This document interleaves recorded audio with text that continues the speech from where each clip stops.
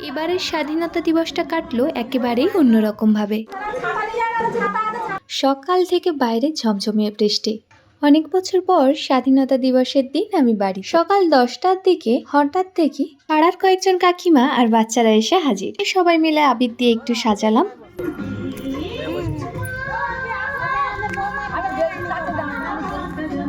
বড় পতাকাটা খুঁজেই পাওয়া গেল না। একটু কেমন লাগলেও এভাবেই পালিত হলো আমাদের স্বাধীনতা দিবস।